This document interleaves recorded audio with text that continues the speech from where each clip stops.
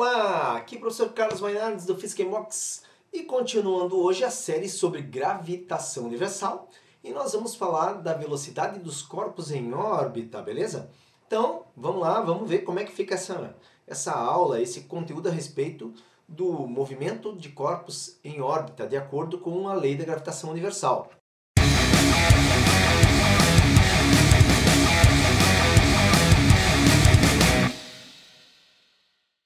Então, olha só lembrando antes de começar esse assunto, nós aqui do Physics in Box estamos na plataforma do Apoia-se. Então, se você vê valor nesse trabalho que a gente desenvolve, se você acha que é importante e que faz diferença para você essas aulas, você pode ser um colaborador e apoiar o Physics in Box. O valor é bem pequenininho mesmo, não paga nem um cafezinho. Olha aí esse link, apoia.c/PhysicsInBox, dá uma olhadinha na campanha, nós explicamos lá direitinho como tudo funciona e saiba que se você apoiar o Physics in Box, você vai estar ajudando muito o canal, principalmente a trazer novos conteúdos e muita coisa bacana que a gente se propõe a colocar aí, beleza? Mas então vamos lá. Como eu disse, nós queremos falar a respeito da velocidade dos corpos em órbita, beleza? Olha aí essa figurinha, se você acompanhou as aulas anteriores, nós temos dois corpos, existe uma força de atração entre eles, que é a força gravitacional, é uma força mútua de mesma intensidade, sentidos opostos, e a equação que calcula a força gravitacional está ali, ó. F, que é a força que um exerce em 2, no caso F1 é a força que o corpo 2 exerce em 1, F2 é a força que o corpo 1 exerce em 2, elas são de mesma intensidade, sentidos opostos, e você calcula fazendo constante gravitacional, massa do primeiro corpo, massa do segundo dividido pela distância que separa esses corpos elevado ao quadrado, certo? Mas agora eu quero que você perceba uma coisa. Quando um objeto está em órbita, é por causa da força gravitacional. Só que essa força gravitacional ela funciona como uma força centrípeta. Então nós temos aqui a velocidade instantânea desse objeto, que pode ser um satélite, ele está em órbita.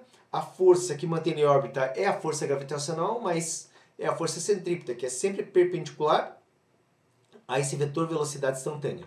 Se você não lembra como calcula a força centrípeta, eu vou lembrar aqui, olha só. A força centrípeta, então, é a mesma figura, a força apontando para o centro, a velocidade tangente à trajetória, e para calcular nós fazemos mv² dividido pelo raio, que seria o raio dessa órbita circular. Agora, observa o seguinte, para calcular a velocidade em órbita, nós então lembramos da equação da força centrípeta e da equação da força gravitacional, e entendemos que esse F que aqui aparece é exatamente o mesmo.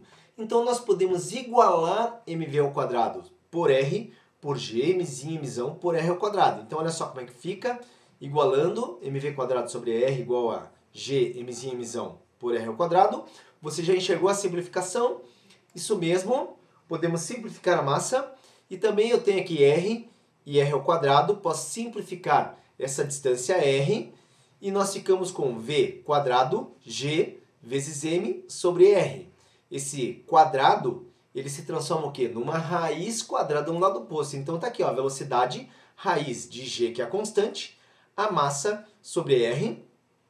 A velocidade em órbita é uma coisa que quando aparece cai no vestibular, justamente testando se essa velocidade em órbita depende da massa do objeto. Não depende, depende apenas geralmente da massa do corpo mais pesado, que é um planeta. Então aqui, ó, tô até fazendo esse lembrete que essa massa que aparece é a massa do corpo maior, ou seja, geralmente a massa do planeta nesses cálculos. E R seria a distância entre centros de massa. Por quê? Porque nós podemos pensar nessa equação como sendo geral, como a Terra orbitando em torno do Sol, assim nós descobrimos a velocidade da Terra em órbita em torno do Sol, a Lua orbitando em torno da Terra, então essa expressão pode ver que ela é uma expressão geral para qualquer corpo orbitando em torno do outro. Bom, acabamos de ver a velocidade, vamos ver agora como que fica o período dessa órbita. Dá para calcular o período, é isso mesmo. E o que é o período? Período T, está aqui em vermelhinho, é o tempo de uma revolução, uma volta completa. Então, vamos ver uma coisa. Velocidade é espaço dividido pelo tempo, correto? E o espaço de uma volta é uma circunferência, 2πr. Então, velocidade é o espaço 2πr, dividido pelo tempo de uma volta. Observe que aqui eu vou inverter V e T, porque eu quero o quê? Eu quero o período, então eu isolo o período. Então fica T, 2πr dividido por V.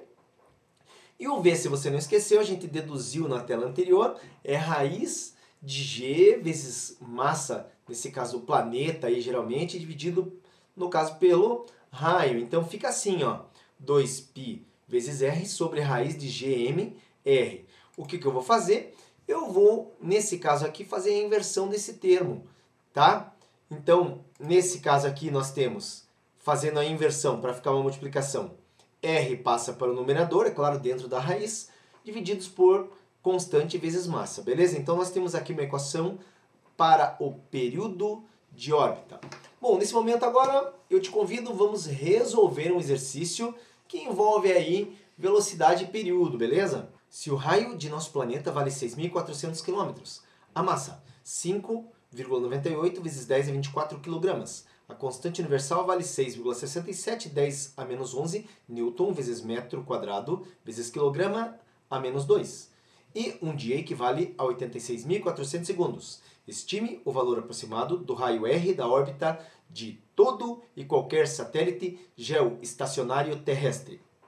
Então, nessa solução, tem uma coisa muito interessante aqui, quando ele fala que devemos calcular o raio da órbita de todo e qualquer satélite.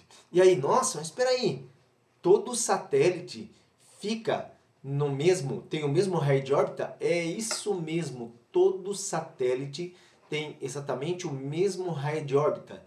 Está localizado à mesma distância do centro da Terra, essa distância aqui mostrado por R maiúsculo. E nós vamos determinar essa distância. Que distância fica esse satélite, certo? Então vamos lá, o que eu vou usar?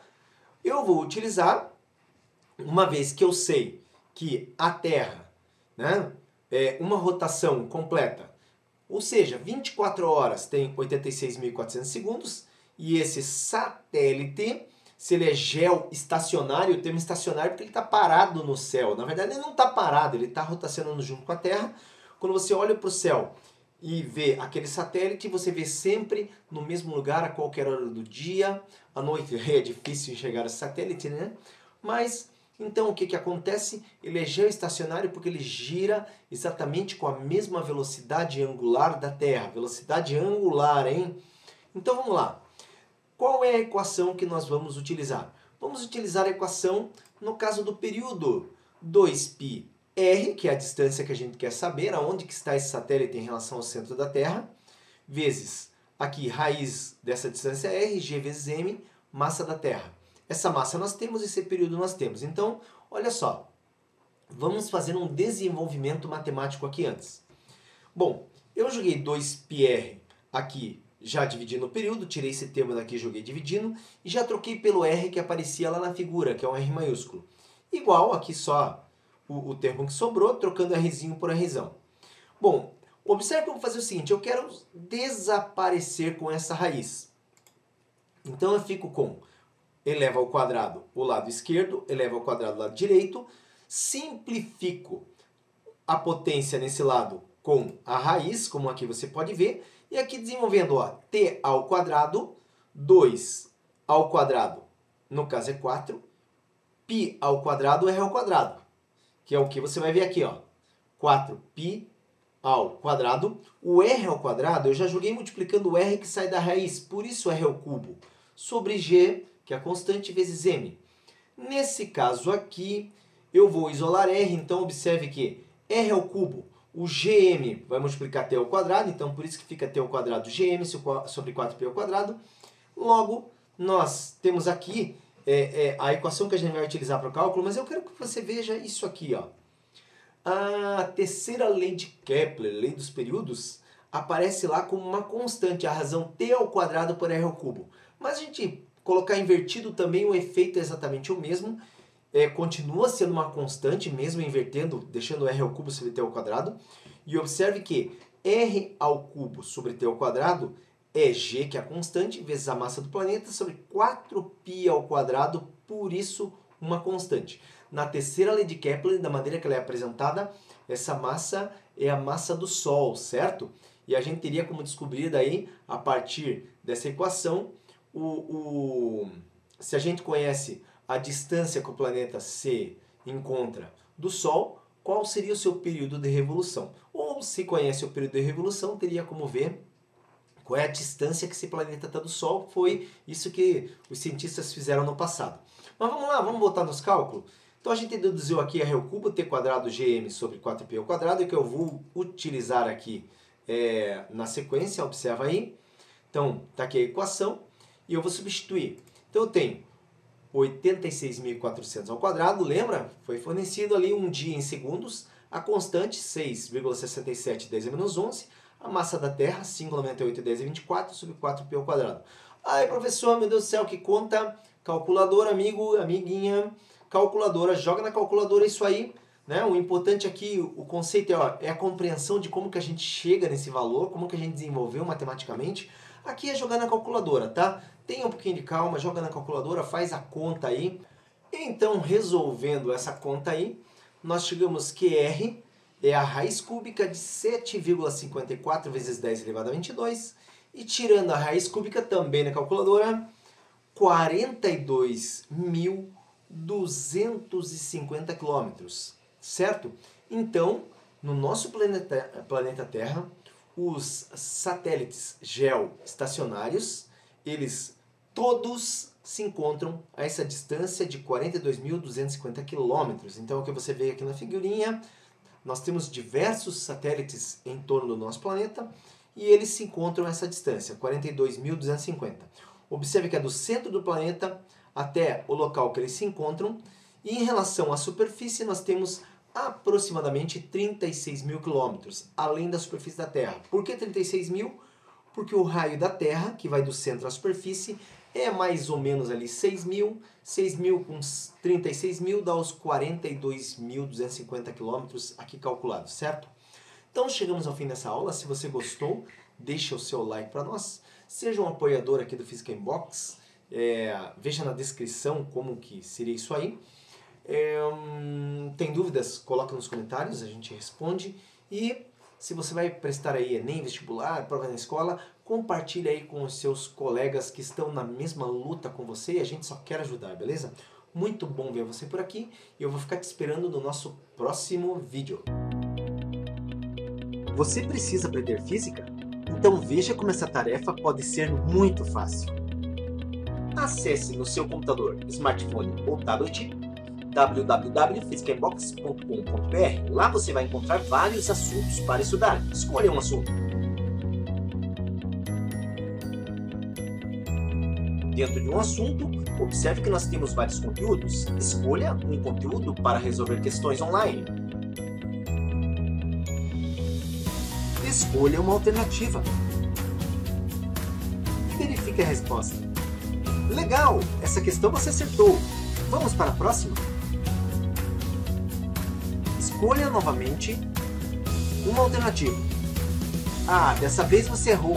Mas nós ajudamos você com um vídeo que mostra a resolução. Vem para o Physics Inbox e comece a estudar agora mesmo. Aqui você aprende física.